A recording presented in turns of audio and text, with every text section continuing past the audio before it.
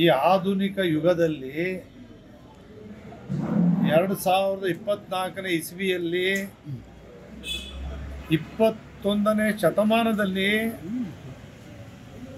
ಈ ದೇಶವನ್ನು ಕಾಯ್ತಕ್ಕಂಥ, ದೇಶವನ್ನು ಅಭಿವೃದ್ಧಿಪಡಿಸ್ತಕ್ಕಂಥ, ಈ ದೇಶದ ಏಕತೆ, ಅಖಂಡತೆ, ಈ ದೇಶದ ರಕ್ಷಣೆಯನ್ನು, ಈ ದೇಶದ ಅಭಿವೃದ್ಧಿ ಪತ್ರ ಕೊಂಡೊಯ್ತಕ್ಕಂಥ ಏಕೈಕ ವ್ಯಕ್ತಿ, ದೇಶದ ವ್ಯಕ್ತಿ ನರೇಂದ್ರ ಮೋದಿ ಒಬ್ಬರೇ. ಆ ನರೇಂದ್ರ ಮೋದಿಯವರನ್ನು ಪ್ರಧಾನಿ ಮಾಡ್ತಕ್ಕಂಥದ್ದು ಒಂದು ಗುರಿ ಬಿಟ್ಟರೆ, ಇಂಥ ಒಂದು ಸಂದರ್ಭದಲ್ಲಿ ದೇಶದಲ್ಲಿ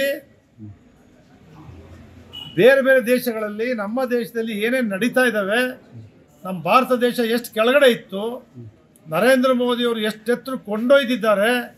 ಇವತ್ತೇನು ಅಯೋಧ್ಯೆಯಲ್ಲಿ 550 ವರ್ಷಗಳಲ್ಲಿ ಆಗದೇ ಇರ್ತಕ್ಕಂಥ ಒಂದು ಶ್ರೀರಾಮ ಮಂದಿರವನ್ನು ನಿರ್ಮಾಣ ಮಾಡಿ ಅದನ್ನು ಜನಕ್ಕೆ ಅರ್ಪಣೆ ಮಾಡ್ತಾ ಇದ್ದಾರೆ. ಇದೆಲ್ಲ ಕಾರಣಗಳಿಂದ ಜನತಾದಳ ಪಕ್ಷ ನಾವು ತೀರ್ಮಾನ ಮಾಡಿದ್ದೀವಿ. ನಮ್ಗೆ 1 ಸೀಟೋ 2 ಸೀಟೋ 3 ಸೀಟೋ 4 ಸೀಟೋ ಪ್ರಶ್ನೆ ಇಲ್ಲ. ನರೇಂದ್ರ ಮೋದಿಯವರು ಪ್ರಧಾನಿ ಆಗಬೇಕು.